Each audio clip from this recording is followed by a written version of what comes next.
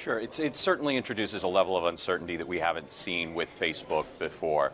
Every fast-growing big company like this ultimately goes through these kind of challenges. Google had something very similar in its early days with click fraud, and it was how the company managed through it that ultimately cemented the company as the kind of powerful platform that it is, and has meant a lot to the sustainability for it. That's going to be the same here for Facebook. It's going to be how they manage through this that will ultimately determine their long-term future. That's interesting you talk about how they manage. Leadership has been very silent on the issue. Mark Zuckerberg pledged to fix Facebook at the start of the year, but hasn't really come out and spoken about this issue yet. Is there a problem with leadership or any reason to doubt the Facebook management at this point?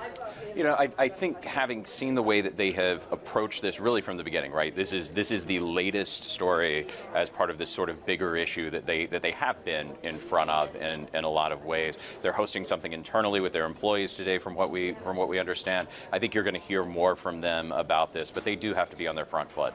We saw a decline in Facebook users in North America in the last quarter. What's the risk that users begin restricting some of their data that Facebook has access to, and on top of that, start to stop using this service a bit more? You know, I think when you see headlines like this, or when you see changes like the way that Facebook has sort of taken, there is a segment, a very small, typically very small segment of the population that reacts to this kind of thing. At the same time, for most people, this is a utility. This is something that they get a lot of value out of it, or they wouldn't be spending the amount of time that they do. And I think for most people, the utility far outweighs sort of these issues. Do you think this could be a catalyst for any kind of big regulations for some of the authorities around the world to come in here, and either in the European Union or over in the States, to begin to regulate or look a lot closer at least at some of these social media firms? You know, I mean, I think it's certain that we're going to get regulation in this area. The current way that political advertising online is regulated falls under a very narrow, loosely regulated category.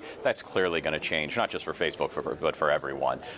So it's a question of sort of how far does that go. You've got categories of advertising online, like pharmaceutical, where the level of disclosures, the level of requirements that go along with that advertising are so onerous that there's very little of it that's actually done. The question is, will political move all the way in that direction? We don't think it's likely, but it's certainly something we've got to watch. And is that something that could affect the growth story of Facebook if there are quite onerous regulations that come into play? Certainly. I mean, you know, to the extent that any of the internet companies, these large internet company platforms come under stiffer regulation, it's hard to see how that wouldn't have an impact on growth. That aside, there can be, of course, overreaction to some of the big stories that do come when you look at some of these the stocks.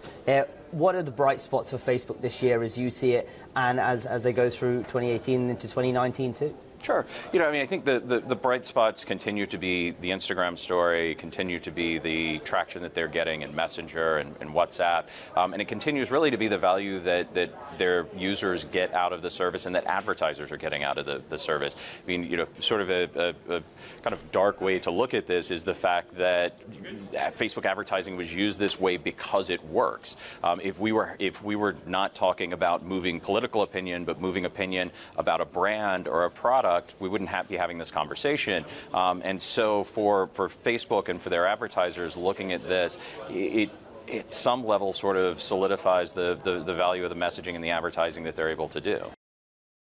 Still watching? Perfect. Click here to watch another great video from CNBC International. Oh, and don't forget to subscribe. Thanks for watching.